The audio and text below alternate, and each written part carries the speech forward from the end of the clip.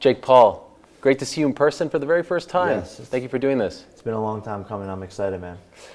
We just wrapped up the press conference. Bit of an ugly scene on the back end. What was your take on what went down? I didn't like it. It just unprofessionalism on both sides. Everyone was in the wrong.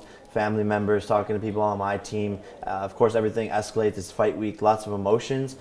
And, if it was anything other than that, I'd be like, okay, this is cool. It's the fight business. But on Women's Equality Day, with his mom and my team members, and my mom sitting next. My mom and her were completely cordial. I don't know how things got out of control. It's just a bad look, and I don't like it, but it is what it is, and I'm moving on. I'm not too worried about it. It looked like it was on the verge of potentially getting really ugly. Did you talk to your team about maybe that there's a line, like moms should not be involved? For sure. I said, look, let the fighters do what the fighters do. Let us talk. Let us be the show. But, this is personal. We all put in thousands of hours of work into this. There's loved ones, families on the line, the team is on the line, egos are on the line. So this is what happens, in this sport. It's very personal. You have been up close to him a couple times leading up to today. Was there a difference in the Tyron Woodley that you faced off with today as opposed to back in July? Yeah, he looks sad, man. He looks like he knows his time is coming. Is what I've come to the conclusion of. When he first signed up for this, it was like, cool, biggest payday of my life, cool, easy fight. That's what he was thinking in his head. And then I think reality has caught up to him. And I think at first he was probably delusional, just like Ben Askren was delusional. They're friends, so of course they're going to act the same way. But now I think he realizes what he got himself into. This isn't a joke. I'm not playing around. I'm a real fighter. I'm going to knock him out. And so his time is coming. He doesn't want to, get turned into a meme. And I see that in his eyes. I see a sad guy. You are the betting favorite, despite the fact that you have way less fights. MMA doesn't matter. Does that surprise you? Obviously, you think you're going to win. You think you're going to smoke him. But does it surprise you that the odds makers actually think that you're going to win? It doesn't. It doesn't. But, I've made a lot of people a lot of money when they bet on me, so the odds are sort of skewed because of that. And if you are in the scene, in the community, in the talk, in the know, in the gyms, mostly in the gyms, and you hear the chatter, that's what I think the bookies are holding on to. They know what's going to happen. They know how good I am. They know who I'm sparring. They know who I'm sparring and winning. They know who BJ Flores is. They know who Jalen Love is. They see my team. They see our energy. They see the meditation. They see my mental on point. They see how I've done the last 4 opponents. So that's what I think they all see. I've said that word 400 times in the last minute, but that's why the odds are like that. This is a boxing fight. This is a boxing event. Yet to me, it feels like an MMA event. The MMA media is here. The MMA media covers you more than the boxing media, with respect, I think, and with credibility. You're fighting an MMA fighter. You're talking about Masvidal and Askren and Conor McGregor. In some ways, it feels like, I know you've picked the fight with an MMA community, but it feels like almost the MMA community has embraced you more than the boxing community. Do you notice that as well, and why do you think that is? I didn't really notice it, but I guess when you paint the picture, yeah, like it's a bit weird. But I just think maybe they're more advanced, maybe they're more quick.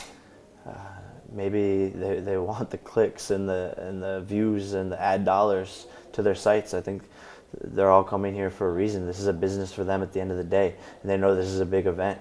And so all the smart media people are here getting their dollars up, getting their views up. So that's really all it is, honestly. I don't think it's personal, or I don't think they care more than anyone else. I think they're just maybe the ones who want to make the most money. It has been Jake versus MMA for the last 2 fights. It seems like after this one, if all goes well with the opener and with your fight, it's Jake versus the Furies. Is that 100% the plan? Huge possibility. We have to see how he performs. We have to see if the U.S. audience likes him.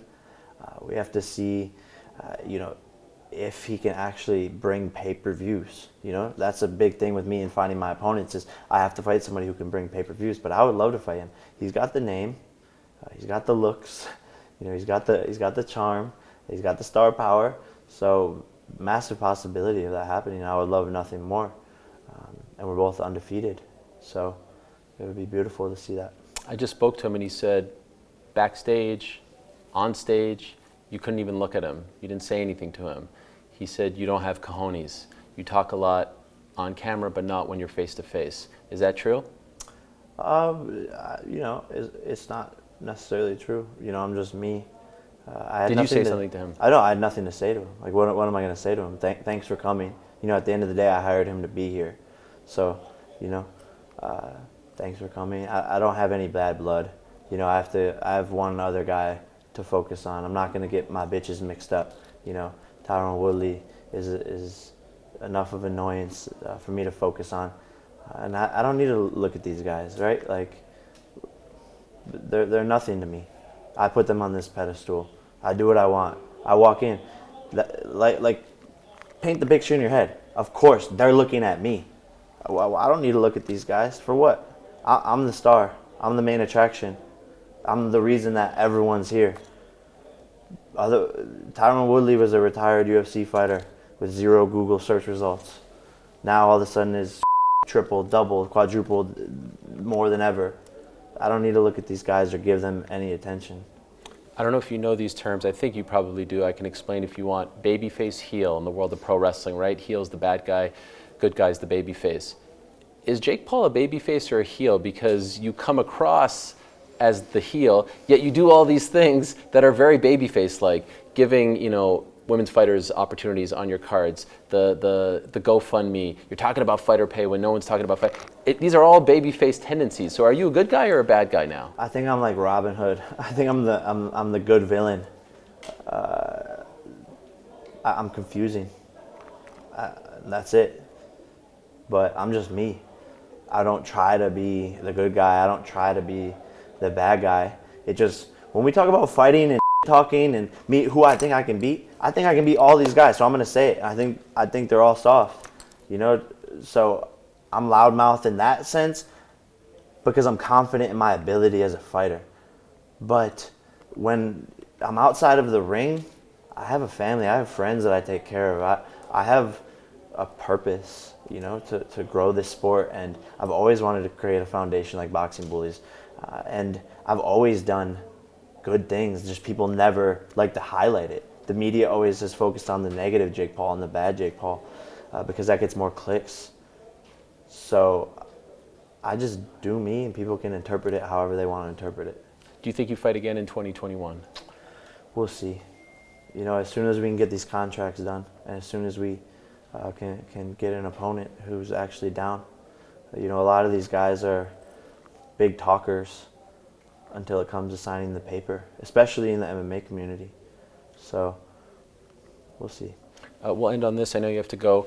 Cleveland Browns Stadium is right over there. You're wearing a Browns hat. You're a Cleveland boy. You're fighting a former UFC champion on pay-per-view. It's one of the biggest fights of the year. There's no chance 2 years ago, when you're getting into all of this, that you would have believed this would be happening in the summer of 2021. Like, this has exceeded your expectations already. Is that fair? Yeah, no, it is fair to say that, for sure. I knew I would be here. I just didn't think it would be this fast. So I've manifested all of this, and I've put in the work, by the way. Mm-hmm. This is hours and hours and thousands of hours of hard work in the gym that nobody saw. No one talked about it. I was training in training camps when I didn't have a fight. So now all of a sudden it's come into the light, and people are getting to see my skill and my ability. So I put the work in, and the fruits of my labor are now showing themselves. I couldn't be happier. Good luck, Jake. Thank you. I appreciate it.